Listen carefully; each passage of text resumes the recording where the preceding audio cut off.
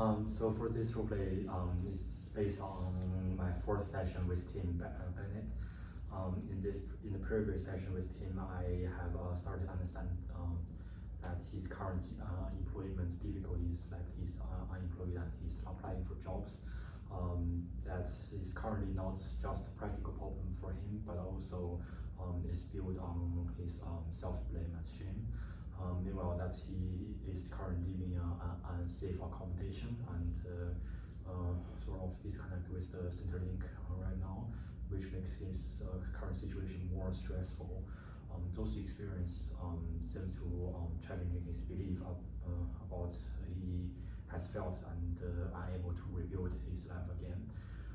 It's also important to be aware of that his current family disconnection with his siblings and his father after his mother's death.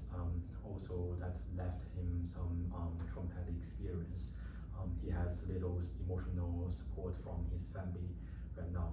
However, I also identified with him some of his protective factors that he has maintained a long-term sobriety and able to complete a business degree while in the prison. Those strengths that suggest that Tim has a capacity to actively promote change in his lifetime. I'm going to demonstrate cognitive behavioral therapy in this session. This interview will start from the very beginning of the session, of the fourth session. So I think the purpose of this session is to go through the negative thoughts that's going on in Tim's mind currently, which may help him to remain engaged with housing support and employment support. So I'm going to work with Tim to maybe step a little bit forward towards the stability and certainty. Great, thank you. All right, I'll get this ready. And I'll just start once you start talking. Sure. Hi, how are you, Tim? Yeah, Yes. we're okay. Okay, nice to see you again. Yeah, nice to see you too. Yeah. So would you like to tell me about what's happening in the past 2 weeks since we last time we met? Yeah, I've had a bit of a tough week this week. Okay. It feels like things have really gone downhill since we last met. After our last meeting, I was feeling on a bit of a high. I was feeling pretty good about myself, and during the last week, I actually reached out to my dad. I gave him a phone call, and it really didn't go well at all. And since that phone call, I've just been feeling really down and quite depressed. But yeah, basically, I gave him a call. He answered, I believe, but it was dead silent, so we didn't actually speak. And I was just saying, Daddy there. I wasn't sure if he could hear me or if there was, a technical issue or something like that. And then the phone disconnected. So I don't know if he's hung up on me or I don't really know what's happened, but I've been feeling pretty down since that happened. Yeah, sounds like a lot of happening in the past 2 weeks. Yeah. And I heard you that you quite upset about that you didn't answer your phone call. And, Yeah. wow.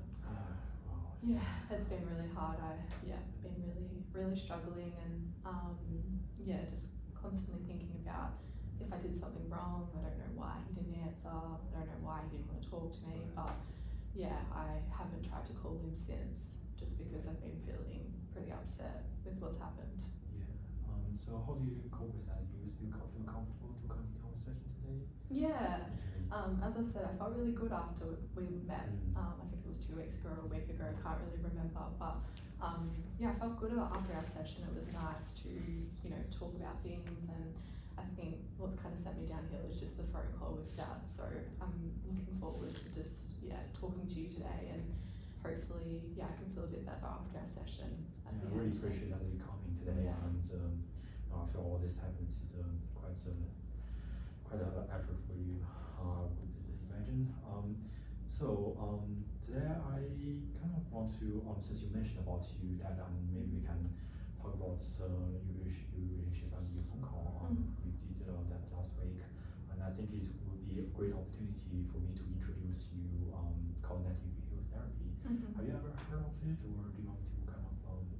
I've heard of it, but I still, I'm not really 100% sure about maybe what it does and if Yeah. it could help me. So yeah. It's like a thought record, and we can write down what's happening. Like you call it dad and Mhm. answer, Mhm. and we can write down on how you feel about it and what you thought about it and how Okay. does it affect your behavior and daily life. And Mhm. I think it's maybe it's a little bit out from my agenda and your agenda as well to talk about this event today. Are you comfortable with me talking about this? Yeah, I'd be Okay, happy to give it a go.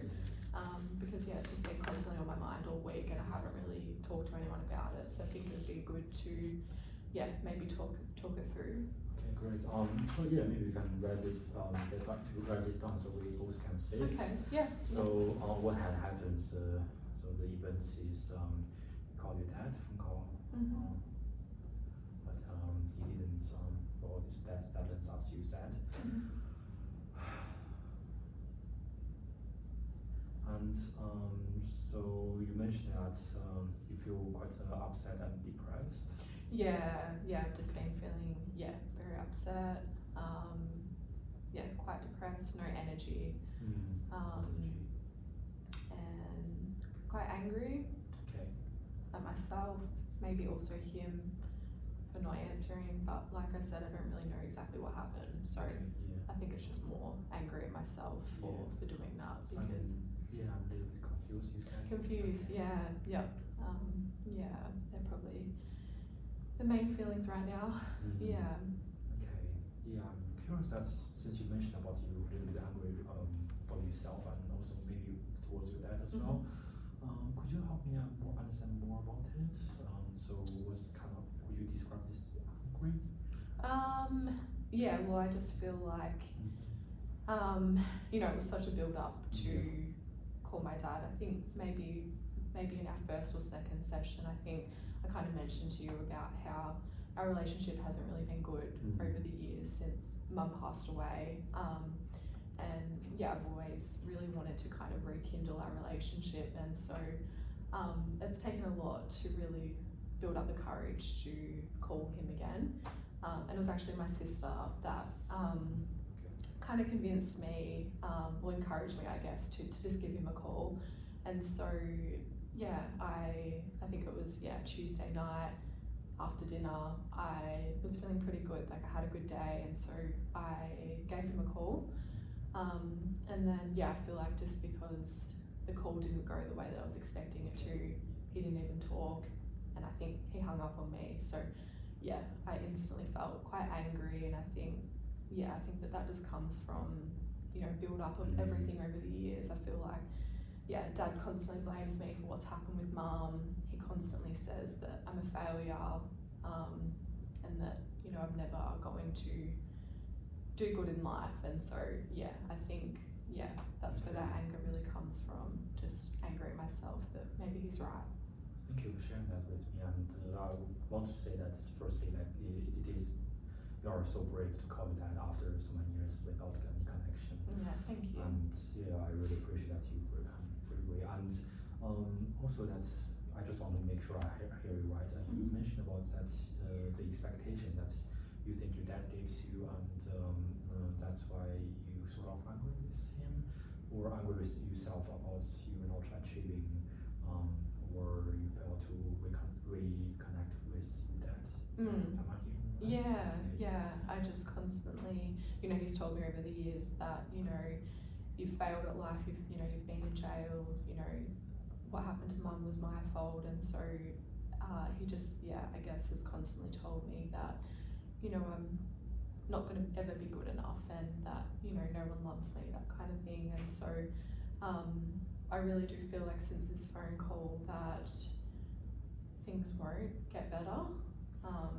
And that's, I think that my dad was kind of like the last string of hope that I was holding on to, because, I do love him at the end of the day, and I really do want a relationship with him, and I just feel like he doesn't feel the same way, which is really hard. So Yeah, definitely. I remember you mentioning that in the previous session, you mentioned that your family, you still want to hold this strong connection with your family, and also that you mentioned that your sister gave you a little bit encouragement for you Yeah. to work on that, and that's actually amazing. Yeah. Since last time you said you have little connection with your siblings too, Yeah. and Yep.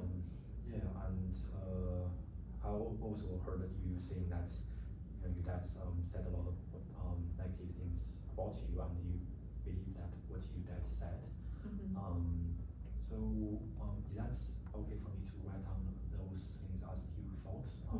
Yeah. Maybe we can say that that this might be true. That I believe nothing has changed. Okay for me to say that? Yeah. Okay. Yep. So nothing. Things will get worse. It will get worse. Yeah. Yeah.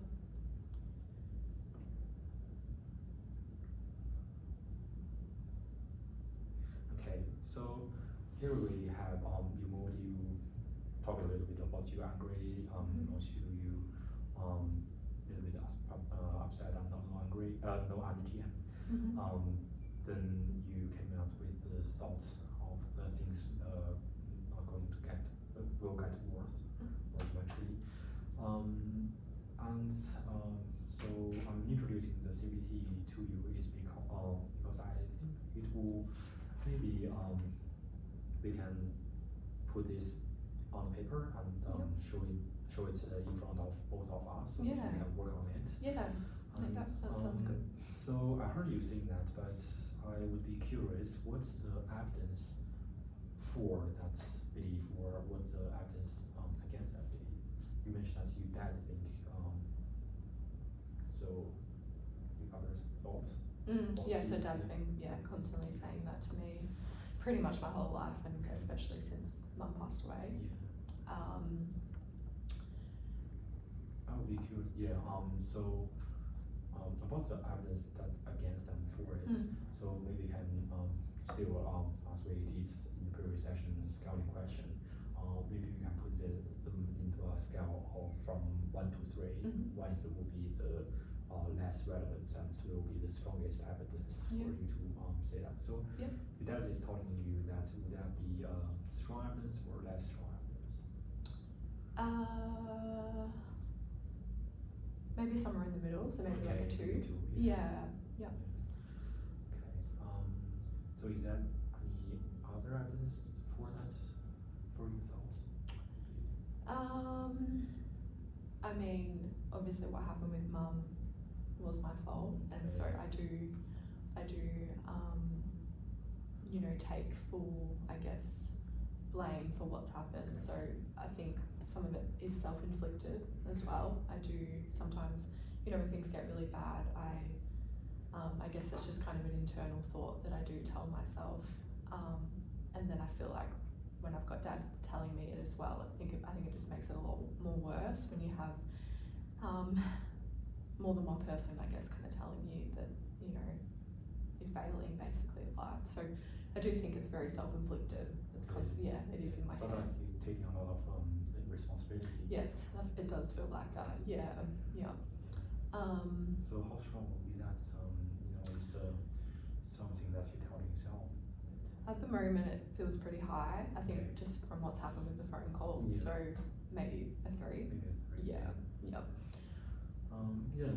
Well, I understand that it's probably hard to talk about those negative thoughts and what's happening. That's for it. And so maybe we can, on the flip side, we can talk about something that against it. Yeah. Okay. Do you mind if I suggest something? Yeah. So you mentioned that if nothing has changed or things will get worse eventually. But I honestly, I don't know if it's true to you, but what I have observed is that you completed your business degree, and that is a very strong evidence that showing that you have changed. Not changed, like, I mean, you have ability to achieve or complete a degree. Yeah, well, I worked really hard to do that, and it wasn't easy doing it in prison, Exactly, but I felt like it really kept me distracted from what was going on in there. And yeah, I guess when you kind of do write it down like that, I am proud of doing that. I learned a lot from doing my business degree, and I think it's kind of motivated me to want to do something else in life. But I think when all these kind of bad things do happen. I think it's hard sometimes to look at what I have done in life, because yeah, that degree was not easy. No, it's not easy. Yeah. Especially prison. Yeah. Probably not the place to study. Is it? Yeah, it was hard. Sorry about my handwriting. I don't know if you can No, still no, say no, it. it's but, okay. Yeah, it's business degree. So today you also mentioned that you siblings gave you encouragement for you to call dad, isn't it? And whereas in the previous session you mentioned that you have less contact with your sisters. Yeah, I feel like my relationship with my sister is pretty good right now. Okay. That's an And improvement. yeah, you know, she's been really supportive of everything, and she's been happy that I've been coming to these sessions with you too, and just, you know, having someone to talk to. And so yeah, when she encouraged me to call dad, I listened to her, because yeah, I feel like we're on a really good, I guess, kind of path at the moment, me and her. And so I think that's also why I wanted to really rekindle with dad, because things are going so well right now with my sister, that I really just kind of wanted our family to be back together, but you know, that didn't really work out. Yeah. And also that you mentioned that you are happy to come here today. Yeah. I really appreciate that. So Yeah. you're really an expert of your life, isn't it? You mentioned that's something that I didn't really recognize before. Yeah. So you can, yeah, I can write down. You came to session today. Yeah. Okay. Anything else you want to mention so far, or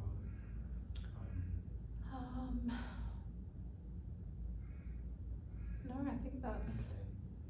yeah, I can't really think of anything else really that's positive right now That's, in my yeah, life. that's okay. I mean, like, this takes our energy yeah. to think of something Yeah. positive, isn't it? Yeah, but it's nice kind of seeing it written down, because, you know, I think with what's happened with dad, I'm not really thinking about, you know, completing my business degree. And so it's nice just to, you know, sit here and kind of just remember that I have done some good things. That's a nice spot to finish, isn't it? Well Thank you for done. coming today. Thank you, good job. Well done, Ewan. That was good. Yeah. You can both breathe, I think. Are you right to leave Tim behind, and you're not going to carry him out with you? No, all good. Very I think good. it's easier too when it's just, you know. Yeah, three there's people not too. many, there's not everyone watching you But no, there. you did Yeah, good. Thank you. yeah, yeah. Terrific. Back into the rain. Yeah, it's drizzly weather, isn't it? It is nice that it had a bit of rain, isn't it? Yeah, I'm trying to tell myself that. Yeah. I am. All right, good job, Newman. Yeah, Thanks, have a good Newman. one. Thanks, Olivia. See ya. See ya. So I'll just spend like 5 minutes. Yeah, it's been the next 5 minutes, but remember we'll do this more as a conversation Yeah. as well. So I'll actually come over when Okay. you've done that, and we'll have a little bit of a conversation about it. But you put your thoughts down first.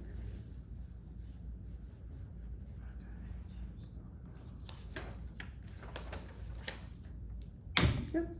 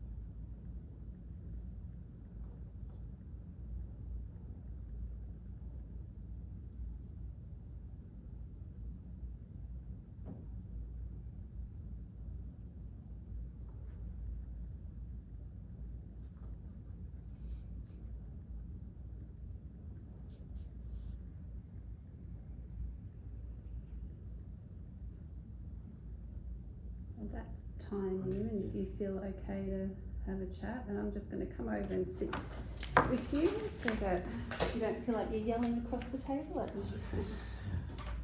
Alright, and we'll go, I'll set 5 minutes, but if we need a little bit longer, that's okay as well. Alright, so I'll hand over to you first and you tell me how you think things went and everything, yeah. Yeah, well, for the first question, I'll feel like less stressful compared to my first DSAT, because I think this time I'm using CBT, which I have a more structural framework to rely on. So, but I'm like meanwhile, I don't feel really sure about this structure. It's not like I don't understand the structure, but I'm wondering how would I introduce this structure to my client and to make them feel comfortable with it. So that's my something that I'm not sure about it. Maybe I can work on to improve that. So what influenced me is that my own assumption about, especially in the evidence part, I think I kind of impose my idea to the client, because I really want to challenge their idea about nothing have changed, and trying to guide them into like the right way that I imagined, like but it might not be the best interest for the clients, and they might feel challenged, and especially that's in the evidence for their negative thoughts. I only list 2 evidence, but for the evidence against it, I intentionally put at least 3 evidence, which is more than the evidence for, so to make the marker higher than the evidence for. So yeah, that's something that I realized I imposed my client to do, and You did check with them though, so you did actually say, is it okay? because I don't want to like to Yeah. work my purpose is to work with them, but Yeah. not like to make them impose my idea. So, So yeah, I did a lot of checking, which I think I should do that. And what influenced me most about the social work practice and theory is the strengths-based theory, because I think well, it's still about me again. It's easy to think of something that's negative.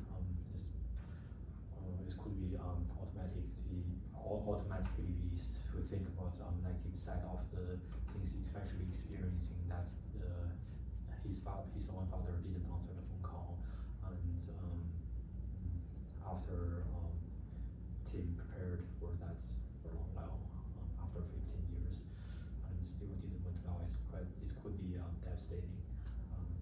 So I'm trying to bring up some strengths that teams have to cheer him up. Which is why you went down that avenue of suggesting, Do you think that we always need to, in the moment, cheer No, we don't clients have up? to. Yeah. Yeah, that's another awesome thing, because that's something that I'm not sure about CBT is that I don't have enough time to fully maybe I do because I'm worrying that I don't have enough time to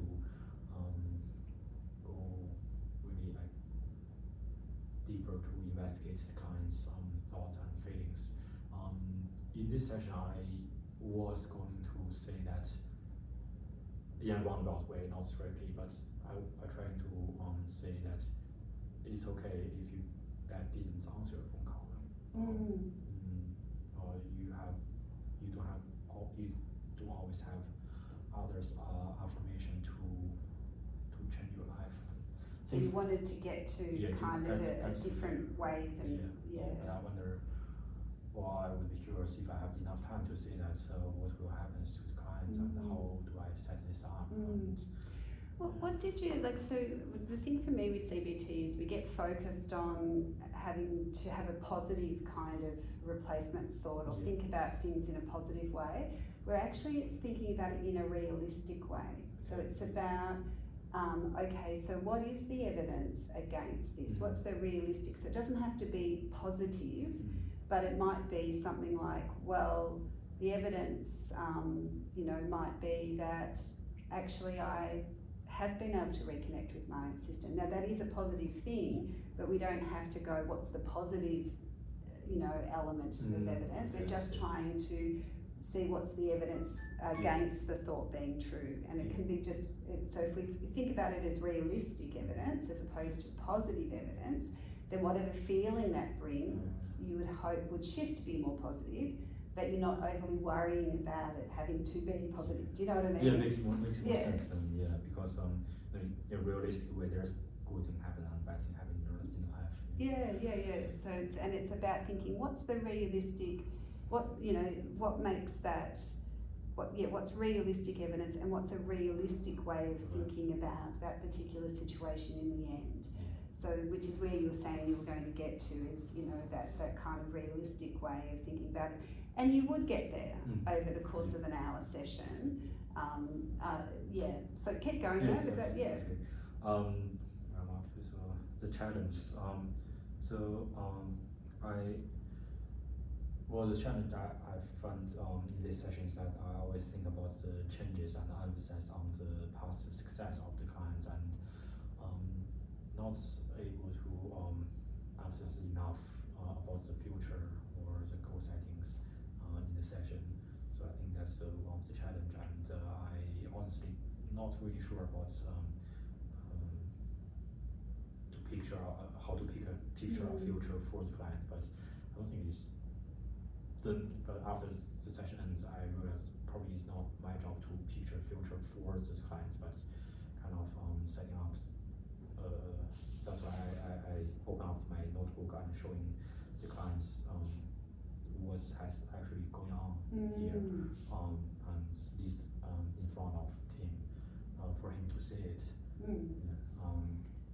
Because you're not, so you're trying to help them see what's happening here and now, and then as you're saying, that is one of the challenges, even though Tim might have goals that he wants to achieve, which would have been established earlier.